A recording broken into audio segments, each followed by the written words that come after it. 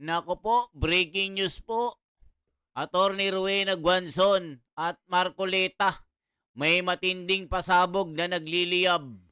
Panoorin po natin mga kababayan, magugulat po kayo dito. Maraming tatamaan dito at manginginig. Malacanang natataranta na naman dito. At yung mga Pinklawan, Bangagan. Lalong-lalo na po itong si Risa Hontiveros, tinibag ni Attorney Rowena Guanzon dito. Matinding sagutan, naaway ito mga kababayan. May revelasyon na ikagugulat nyo. Ito na po. Lahat sila, may mga political sila na plano. Oh, like Risa Hontiveros plans to run for president. Eh di nag-insertion yung kanyang mga MAIP, mga financial assistance. Ang balita ko, naka-parking lang muna sa DSWD dahil sa 2028 na niya ipamimigay. Itong lahat ng mga political na ambisyon, ito ang nagdadrive sa mga taong yan para hindi sila tuwid. They're not upright people. So, we have an interest in calling them out. Walang personalan dito. Kilala ko din yan si Risa Hontiveros eh.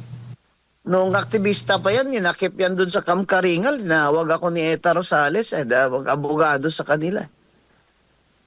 Hindi nga ako, may iba nga silang abogado pagdating doon, pero nandun ako. At tinawag nila ako. Ang ibig kong sabihin, hindi ito personalan. Ang ayaw ko lang yung magpanggap kayo, wala kayong insertion na meron naman. Para sa pamilya, lahat ibibigay ko. O nakita nyo mga kababayan, dumi ni Risa Hontiveros, binulgar ni Attorney Rowena Guanzon. Di ba Pinklawan po ito mga kababayan, pero ngayon pinagtutulong-tulungan nila ng mga bangag, loyalista at mga Pinklawan. Bakit mga kababayan? Kasi nga hindi po nagbabago ng braha ito. Talagang kung ano yung mga sinasabi niya noon tungkol kay BBM, ganun pa rin siya mga kababayan. Talagang till to the end. Talagang po ito, laban na kung laban ito si Miss Rowena Guanzon. Binakbakan ito ng mga Pinklawan na nagkakaroon po ng demolition job. Talagang tinitibag itong si Rowena Guanzon na ito kasi nga, syempre, kumakampi ito kay Duterte eh. Ngayon, sinisiraan siya ng mga Pinklawan na kanyang kakampi. Pero ngayon, tablahan na po ito. Talagang nilaglag na po si Risa Hontiveros. Baka maaari nyo pong mas bigyan diin sa ating mga kababayan, especially yung inyo po naging pahayag patungkol sa nagiging insertions tuwing may bicameral at marami pong nagtatanong sa atin patungkol po dito, attorney. Itong budget natin ngayon, na 6 something trillion, halos 2 trillion dan pambayad ng utang. Kasi di ba may foreign debt. Ang proseso po kasi gagawa ng mga agencies gaya na BWH ng kanilang National Expenditure Program, dadaan sa DBM. Dapat itong DBM ang nagsaslash niyan. Dapat may mga analyst naman sila dyan na magsaslash niyan. Pero all these years, 3 years, si BBM, si Secretary Pangandaman, kung ano lang po sinusubo sa kanila ng DPWH, ayun naman ang sinasabit nila dun sa House. Padded na yun eh. 30% na kickback nandun na yun sa estimate ng DPWH.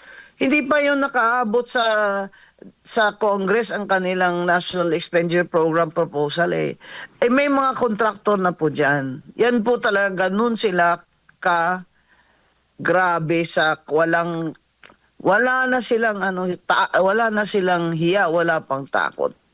Kaya itong mga insertion na ito ng mga congressman, sa BICAM nila ginagawa yan. Pagkatapos silang mapasa doon sa House of Reps, ang kanilang appropriations bill, maakyat sa Senado, nagba-bicameral conference. kasama senador, may small committee called the bicameral. Diyan sila nag-i-insertion.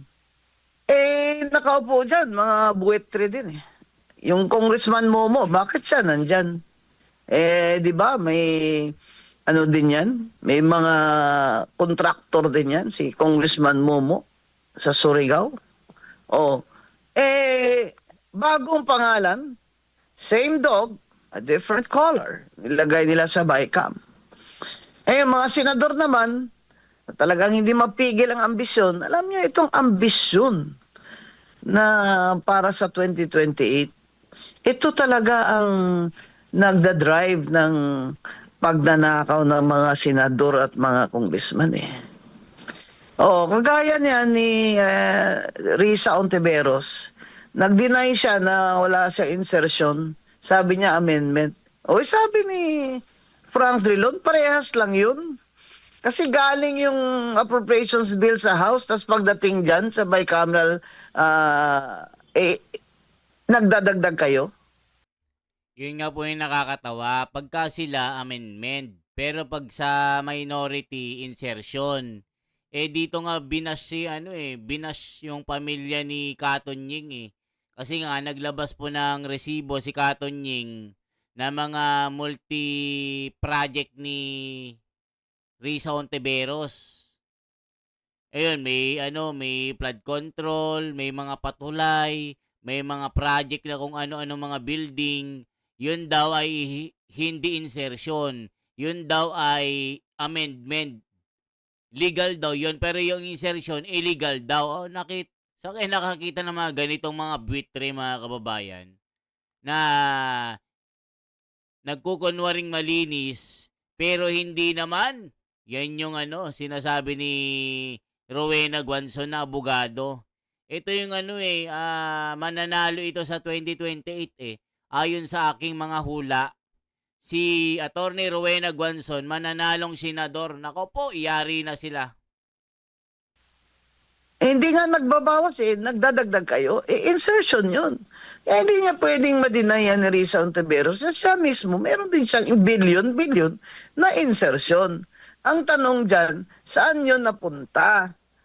Si Grace po. Hindi siya pwedeng magsabi na hindi niya alam yun sa 2025 na GAA. Kasi chair siya ng finance. Sabihin, tanga siya. Hindi siya nag-aaral niyan. Isisaldi ko lang lahat ang gumalaw noon. Aba, imposible naman. Lalo na pat may party list siya. Yung panday-panday party list na anak niya nakaupo ngayon. Yan ang problema. Lahat sila, may mga political sila na plano. Like Risa Ontiveros, plans to run for president. Di nag-insertion yung kanyang mga mga MAIP, mga financial assistance. Ang balita ko, naka-parking lang muna sa DSWD dahil sa 2028 na niya ipamimigay. Itong lahat ng mga political na ambisyon, ito ang nagdadrive sa mga taong yan para hindi sila tuwid. They're not upright people. So, we have an interest in calling them out. Wala akong personalan dito. Kilala ko din yan si Risa Ontiveros eh. Noong aktivista pa yan, ninakip yan dun sa Kamkaringal, tinawag ako ni Eta Rosales, abogado sa kanila. Hindi nga ako, may iba nga silang abogado pagdating doon, pero nandun ako. At tinawag nila ako. Ang ibig kong sabihin, hindi ito personalan. Ang ayaw ko lang yung magpanggap kayo, wala kayong insertion na meron naman. Lalo na yan si Grace po. Dapat panagutin yan. Dapat i-investigate yan ng ombudsman. Kasi chair siya ng Finance Committee at may sarili din siyang insertion doon, sigurado. Dapat po bawal na yung mga insertion na yan. Kasi dumaan na sa House, tapos dadaan na sa bago ipasa ng mga ng senador, magbabaycam. Dapat tinitingnan nila kung tama ba tong mga ganitong mga project na ito, kailangan ba ito? Ito ba ay ayon sa mga projection ng NEDA? na maka-generate ba ito ng employment yung mga infrastructure projects na ito at at makatulong sa development ng economy kagaya ng mga farm to market roads, tulay, yung mga ah, mga automated na mga improvements, mga sementadong daan. Ah, yan na lang po dapat i-focus nila. Yung hindi mananakaawa naman po ang kaban ng bayan, sila din naman pagdating sa kanila, aba kanya-kanya. Sabi ko nga po, di ba? Olympic Games, pabilisan ng insertion, pabilisan ng funding trading, kita nyo dyan sa House of Reps. Yung nakakahiya kayo dyan. Pansin nyo sila, lagi sila mga tumatayo, gala sila ng gala. Nag-trading sila. Sasabihin ni Garjola, example, Kung meron ka palang 1 billion dun sa ganyan, akin na lang yun. Bigyan na lang kita ng 10%. Example yan ha. O di, kuha niya na yung 20% niya. May contractor na siya na naghihintay. Yan si Garjola sa Batangas. Grabing vote buying ng party list niya doon. Alam namin kasi tumakbo din akong party list, di ba? Grabe, maka-afford ka ba ng ganun? Kung hindi yung pera ang galing, yung pinamimigay mo ay parang bola lang sa iyo. Kaya dapat managot talaga yung Edwin Garjola na yan. At yung party list niya, dapat makancel. Lahat po ng mga party list na sangkot, dapat yung Comelec mismo, motu proprio, cancel na yung registration nila. At ito naman po si Speaker D, nananawagan po tayo. Ba't hindi nyo pa sinususpend yan? Yung mga under investigation na yan. Ng mga party list representatives at mga congressman. I-suspend nyo na yan kasi they are in the position to evade or to, what you call this, to pressure, intimidate, and manipulate the evidence. Speaker D, i-suspend nyo na yan, yung mga sangkot dyan, yung mga nandyan na sa ombudsman. Sinuspend nyo nga si Kiko Barsaga Sila pa, nangurakot sila. So yan po mga kababayan ng mga pasabog ni Miss Rowena Guanzon. Ano naman ang sinasabi ng mga komento? Birae sila, Attorney Rowena Guanzon.